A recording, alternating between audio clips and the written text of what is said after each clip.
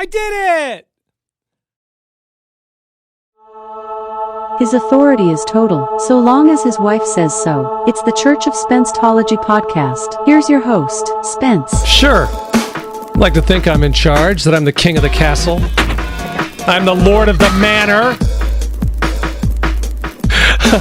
I built things this week, man. I'll tell you about that in a second. But my authority is very minimal, and frankly, I don't want the responsibility, right? If your authority is total, that means you're responsible for everything. Now, certain people can be, in name and title, responsible for everything, and then absolutely claim no responsibility whatsoever. But, I'm not in that position, okay? I'm just an unemployed former radio broadcaster just trying to find my way. A former unemployed radio broadcaster, by the way. Hello, my name is Spence. I used to work at 98.5 KLUC in Las Vegas back in the heady days of 2019, where we were carefree. We had no problems, no issues. Everything was wonderful. But I finally received my... Well, first of all, let me say this. I've never filed for unemployment, ever, which is kind of a kick to the nuts, I must tell you. Because, it's almost like I'm thankful for it, but I don't want it. But I got my official Bank of America debit card, and it says Nevada across the top. It's got the MasterCard logo on the bottom because it's a debit card, but they don't have, the two circles, the orange and yellow circle, but it doesn't say MasterCard. It just has the circles almost as if MasterCard was like, this is for unemployment. We really don't want to be a part of that scene. So I'm looking forward to it. I'm looking forward to getting some money because I don't have any. I'm out of money like you. But what I noticed, and I thought this was pretty funny, whatever you receive, $400, whatever it might be. And then if you're so lucky to get the $600, federal unemployment piled on top, the state unemployment insurance goes for 6 months. The federal $600 a month goes for 4, if I'm correct on all of this.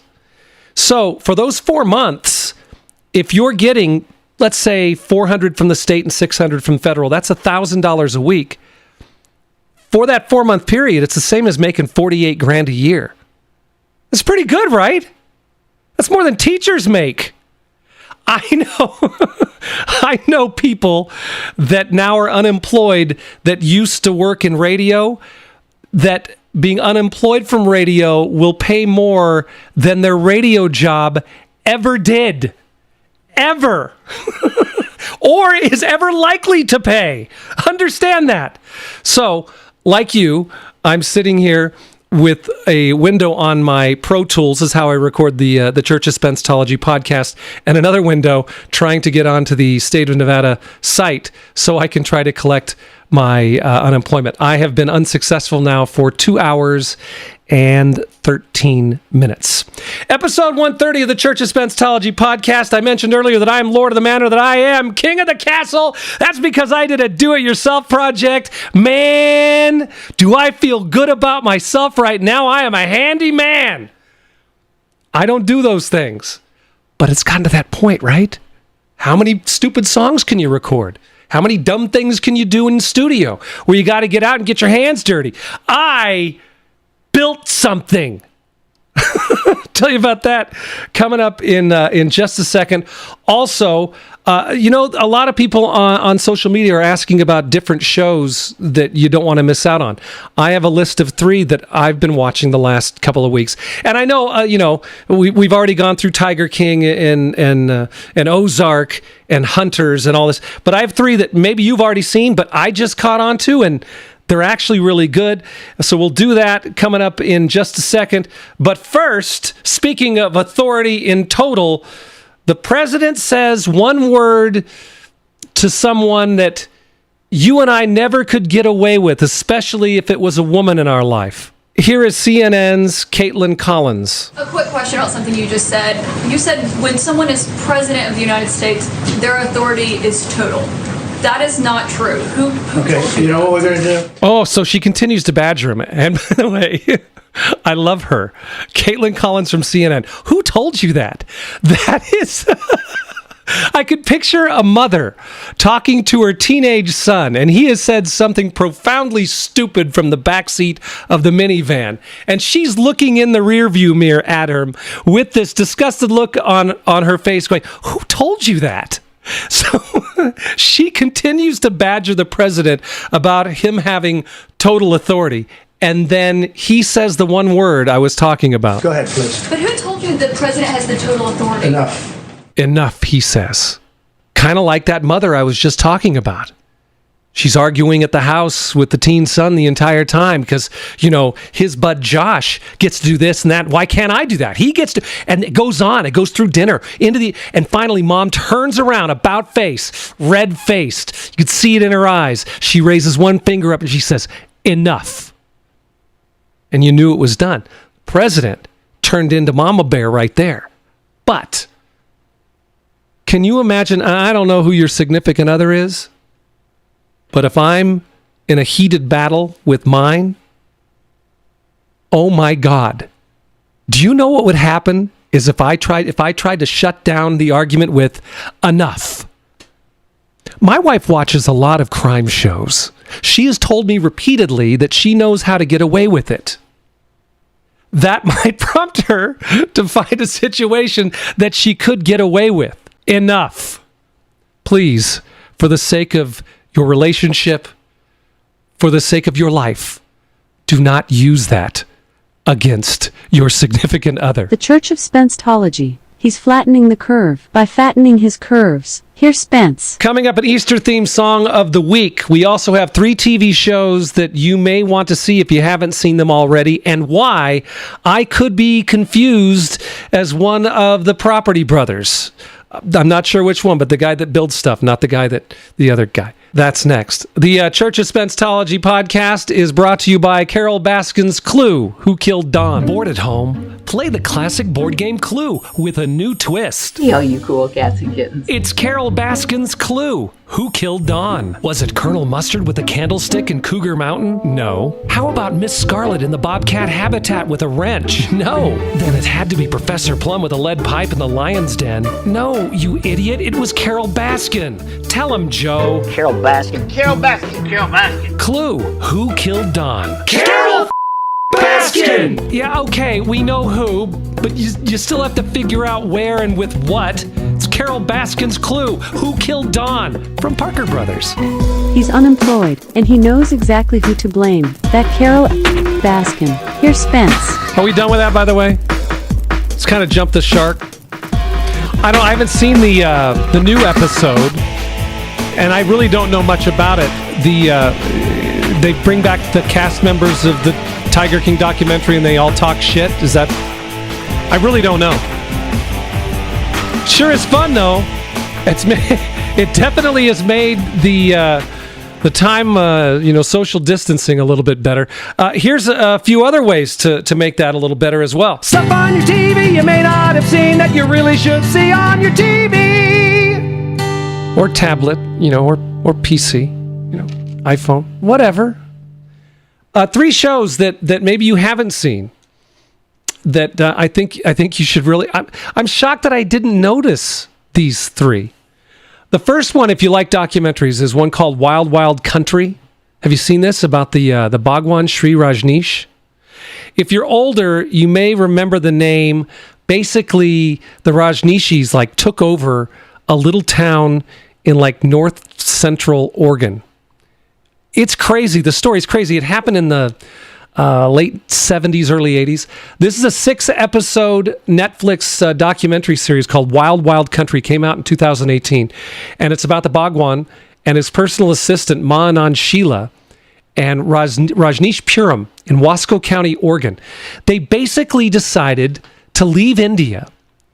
And this Bhagwan was huge capitalist, but he had this kind of free love, free sex. It was almost like for hippies a generation later, after the 60s, maybe the free love kids of those hippies, they needed something. And they dressed all in kind of maroon, kind of in red. They leave India and they decide to buy land. They buy this muddy river ranch out in the middle of nowhere, Oregon. And they decide to build a commune. And it's crazy. And the story is absolutely nuts, where you have all these old ranchers and these old white people, and they're like, we're Christians, we're not down with whatever's going on over there. And it goes nuts. There is all kinds of intrigue. There's poisonings, there's bombings, there's assault weapons. See the documentary, Netflix, once again, it's Wild Wild Country. Really good. Another show that I just started watching that's been out for a couple of years, in fact, 2 seasons worth, also on Netflix, was the Kaminsky Method. And I saw it, nominated for all those awards. It stars Michael Douglas and Alan Arkin. By the way, Michael Douglas is 75. Alan Arkin is, you're not going to believe this, but he's 86.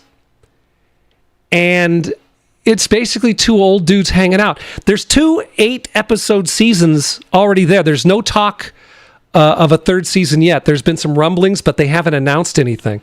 And, they've been nominated for a bunch of awards, and the show is really good. The creator of it is Chuck Lorre. If you know that name, or it kind of sounds familiar, he's the guy that created Big Bang Theory and 2.5 Men, among other shows. I think Mom was another one that he created. So the Kaminsky Method is sitcom form. It's 20 to 30 minutes per episode, and it's really good. Now, again, the lead actors are 75 and 86, so there's a lot of jokes about erectile dysfunction, colostomy bags and prostate exams. But there's some really cool cameos. Paul Reiser's in the 2nd season, if you remember him from Mad About You back in the day. And he's actually very funny and old, sadly. Just older than you think. And then there's other, like Jane Seymour, the Dr. Quinn medicine woman lady. And then Kathleen Turner, who's an old school act. There's a ton of old people. Nobody's going to die before season 3, we hope. But check it out. It really is good. But just understand, it's maybe set for a little bit older. The Kaminsky Method on Netflix. And then, I don't know how I missed this. I love Flight of the Conchords. I absolutely love it. And Jermaine Clement is awesome. He's from New Zealand. And then I saw, the Jojo Rabbit movie with Taika Waititi. I'm saying the name wrong. I know I am. Taika Waititi. He won the Oscar for Jojo Rabbit for, I think, adapted screenplay. Back in 2014, they did a vampire mockumentary called What We Do in the Shadows. And it is amazing, okay? First of all, not only is it amazing, the intro music, the theme music for the movie and for the docuseries, or mockumentary series, is phenomenal. Don't sing if you want to live long. They have no use for your song. You're dead, you're dead, you're dead, you're dead and out of this world. The song is by Norma Tanega, like from 1966. She was a folk singer. I don't know where they found this. I started researching. She had a minor hit song, 1960, whatever it was, called Walking My Cat Named Dog. Like went to number 22 on the charts. And the music is phenomenal. But that's just what they use as the theme song for What We Do in the Shadows. So again, a movie in 2014. Jermaine from Flight of the Conchords is one of the stars. This is a mockumentary series that was on FX. And I saw it on Hulu. There's 10 episodes in the 1st season. I believe on April 16th, a 2nd season is going to debut. And it's again, vampire mockumentary.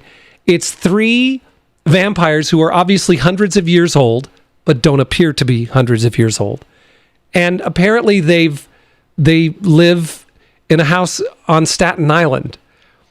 And it's just ridiculous. They also have a guy that lives in the house. He's an energy vampire. His name's Colin Robinson. And his character is absolutely hilarious.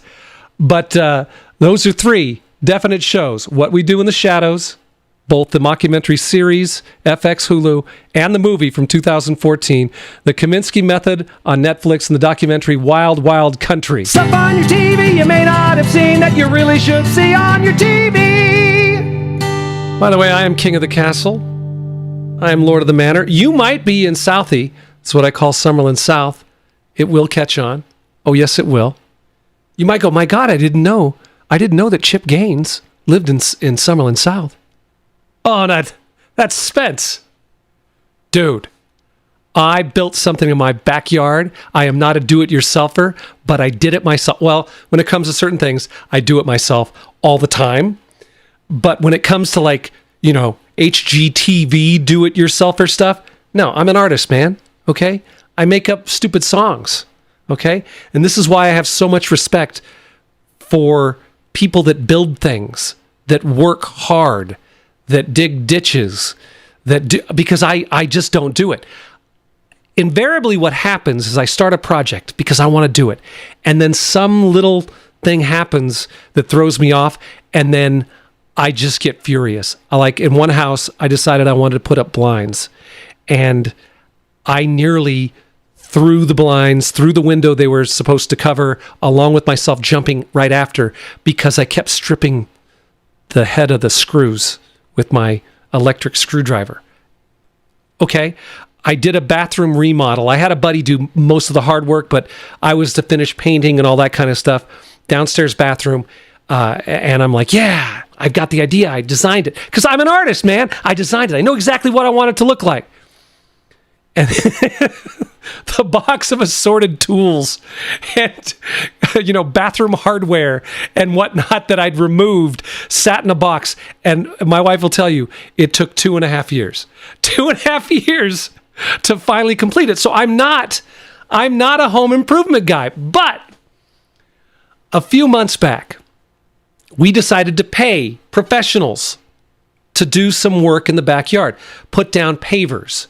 They're like bricks, if you don't know. So we have more of a patio area and a little walkway to a palapa that we had installed years ago. A palapa is a one post, like a hut. Okay, it's a big circle hut, little table in the middle. So we had all this done. A buddy's moving. He's selling his barbecue. We buy this barbecue. It's a great barbecue. It's only $40, and we sit it off in the dirt against the retaining wall, and it's sitting there. But I'm thinking, I'm like, I want to put it on a pad. I want to take the same pavers that the professionals used, and I want to make a pad right off the palapa. So I love my palapa, by the way. And look it up, Palapa, so you know exactly what I'm talking about. I love it. And I'm always mad if people come over and don't sit under the palapa, because it's cool, man. It looks like you're at a resort. So I decide I'm going to pull out some foliage. I'm going to yank it out of the ground. I'm going to cap the irrigation that's underground there. I'm going to dig it out, and I'm going to put my own patio pavers there, and then put the barbecue right there, right off the palapa. That way you could, hey, you're having a Mai Tai. Oh, look, he's barbecuing over there. Oh, cool, yeah. So like any person who doesn't do a lot of stuff like this, the DIY stuff, I went to YouTube. And I'm looking at it, and it looks challenging. The first thing you have to do is you have to dig out the section, the area. I've decided on a 6-foot by 5-foot pad, 30 square feet. That's the other thing. When you start doing a do-it-yourself project, you start to go, okay, how do you do the math again? How do you get square foot? And then later I try to figure out cubic feet. How do you do? Okay, so the YouTube video is very precise.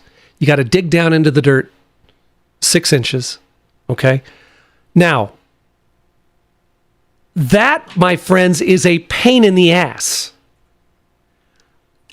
Only 6 inches. Okay? You have to dig down 6 inches. So I'm excavating, and I say excavating because this is how serious I took it. I dug out 15 cubic feet of dirt. You wouldn't think for a 6 by 5 section, 6 inches deep, it'd be that much dirt. Holy shit, man. That is a ton of dirt. I have a mountain underneath my aforementioned palapa of dirt, like 3.5 feet tall, stacked of dirt, like 7 feet wide of dirt. Now, I don't know what the hell I'm going to do with this dirt. What do you do with the dirt that you've excavated from your barbecue paver pad?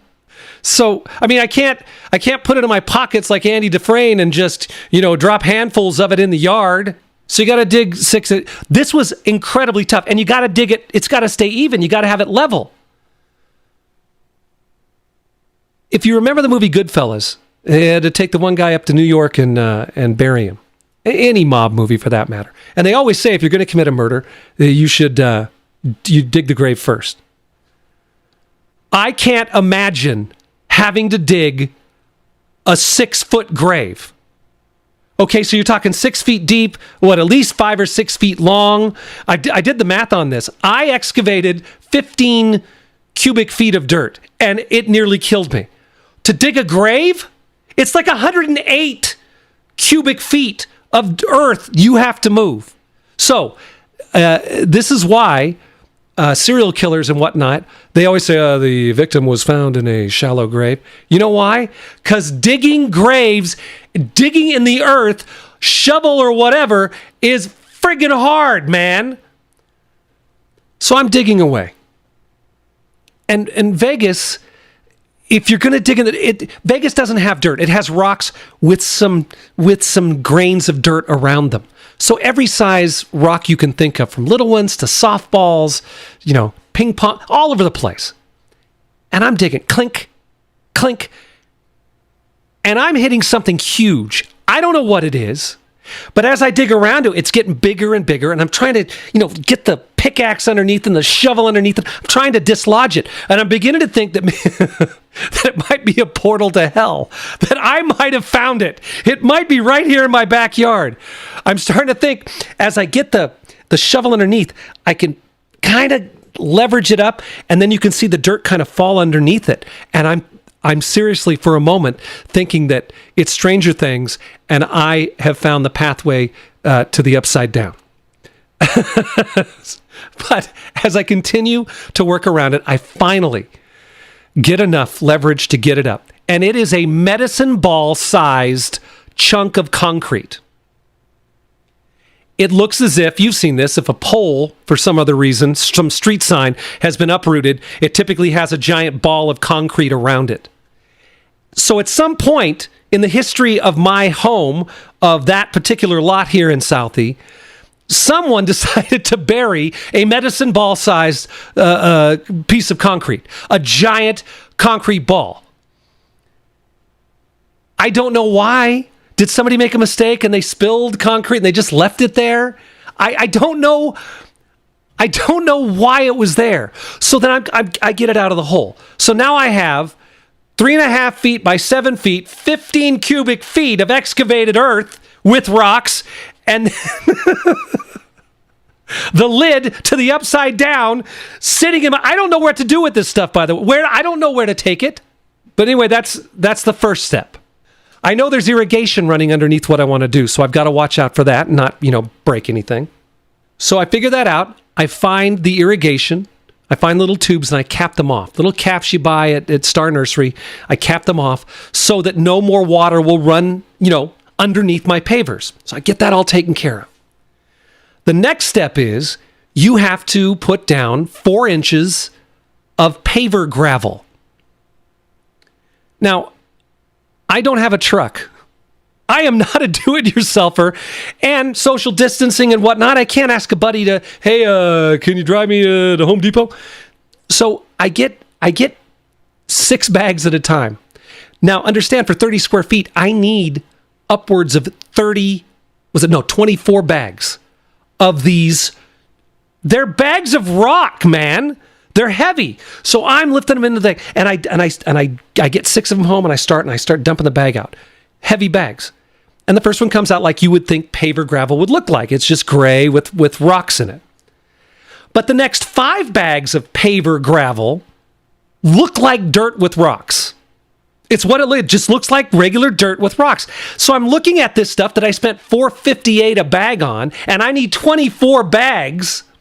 And I'm like, well, why don't I use this giant pile of dirt that is literally 2 feet from me? And I won't have to go to Lowe's or Home Depot to buy it. I can just shovel it back where I got it. But I'm trying to do this right.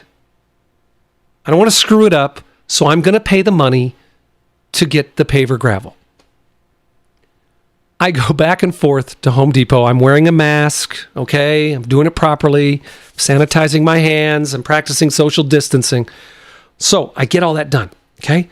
So that's all covered. I've got it level. I've got a leveler. By the way, I did have a shovel, a regular shovel. I even have a pickaxe. So you'd think I'm not a do-it-yourselfer, but I do have certain tools. But what you have to do with the paver gravel is you have to smash it down. You have to take it, and they have so I'm looking at it. I don't even know what to call it, okay? So I know I have to smash it down. So I go on Google and I type in tool to flatten dirt.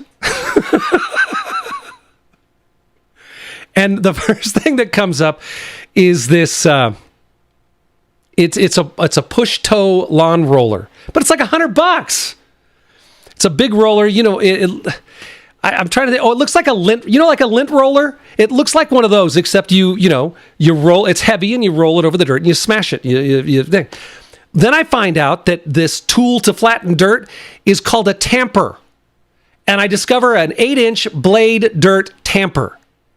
It's basically a stick with an 8 by 8 inch square, heavy weighted square on the bottom, and you hold a stick and you tamper you flatten the dirt and you make it even, you level it. That in itself is difficult. So I get that done. Now there's one more step after that. You gotta put down 1 inch of paver sand. I don't know how this sand is any different than any other kind of sand, but again, I want to do it right. So I grab paver sand. And then you smooth it out, and you take your leveler and you make sure it's good. Now, this is where you're going to put the paver stones. So they're going to be firm in the sand. Okay? So I'm on my way. I've got it level. I've got the thing going. I've got a pattern going. I got the whole idea. I've got 90% of it done, and I'm going to take a break because the bending and the squatting and the grabbing the bricks and the loading the sand. And by the way, because I don't have a pickup truck, I had to go back and forth. I needed 6 bags of paver sand, and so I had to go get that. In addition, I had to go to Star Nursery to get all of the paver bricks, and they're not going to fit in my car. So I had to make 4 trips on that. But we're to that point. I'm putting them down. It's looking right. It's even. It's level. I've got a barbecue paver pad, man. So I get it where I'm just about done, and the way the pad is set up, it's going to link up with the cement foundation of the palapa, which is like a 10-foot diameter circular pad of concrete. The hard part now is that I'm going to have to take some sort of saw and cut some of these stone pavers so it fits around the circle. I'm not going to do that on the first day. I've worked at this all day. I'm not kidding, 15 hours. I worked on this. So I had 90% done. The cutting stuff's tough, but the tough part, the really hard labor part's pretty much done. I'm sitting in the backyard. I glance over to admire my work thus far, and I notice that on the far right side, there seems to be some seepage, some water coming up between the cracks of a couple of the bricks. And I'm like, oh, okay, maybe no big deal. Maybe it's just a slight little leak. So it's dark by this time. I put lights on the best I can. I take my flashlight on my phone and I prop it up, and I start removing some of the pavers. And as I remove them, I realize, no, this is not a small leak. This is a gusher. As soon as I remove the pavers, it fills up like a pond. It's just a murky brown pond. And I'm trying to find, because again, under 1 inch of sand and 4 inches of paver gravel is the irrigation tube, okay? And it had these little tiny tubes that came off to water the plants that used to be there. So I'm digging in the sand. I'm sloshing water around. I can't find it. And by the way, my legs are killing me because I'm not squatted down, but my legs are kind of apart and I'm kind of bent over, but my legs are, and I'm trying to find it. And I finally figure out where the big irrigation tube is, and I can feel the water gushing. It's shooting out, and I'm putting a finger over the top. Okay, I've got this one. I'm trying to find all the little things I need to make it stop. So I find the little pieces of equipment I need, and I plug the hole, and I put another stopper in it, and okay, I get down. I go, oh, geez, there's two of them. There's two gushers. So I'm trying to find the other one. My legs are like, I'm to the point where I'm going to give up. I'm just going to say, forget it. But I'm trying, and I squat down to try to put pressure on other muscles that I wasn't using. And I can't get the little plug into the hole.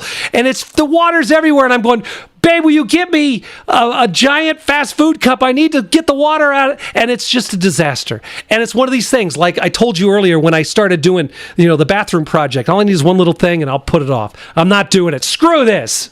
I'm not meant to do-it-yourself projects. But I plugged it. And then I let it be. Because I'm not going to work on it at night. I've already spent 15 hours. My legs are dead. So the next morning I get up. And I go down to see what the damage is. And of course, all of that paver gravel and sand and everything else has been smooshed off to the side. And 90% of the job work I had done, completely wasted. But I got to test the sprinklers to make sure the irrigation system's not still leaking since I plugged it. And I tested it. No leaks. So what I assume happened is after I topped everything off on the irrigation system the first time, and then I went and took my what was it called? My 8-inch blade dirt tamper to smash down the paver gravel, that I must have popped the tops off of these things. And that's what happened. So I get everything back in play in the morning, and I start laying. So I'm back to where I was the night before.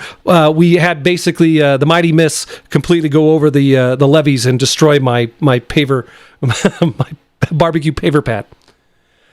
So now I've got to cut these stone pavers to fit around this, the edge of the circular pad for the palapa. And I'm going to rent a circular saw with a blade for stones or something. But Home Depot says, no, we don't have that. You can only buy the big paver cutter thing. And it won't fit my car. I'm like, what if I don't have a pickup truck? He's like, well, you have an SUV? No. So I decide it's called an angle cutter. I get an angle cutter. And the guy tells me what blade to get, and I take it home, and I'm going to cut these bricks and I start going, and it's tough.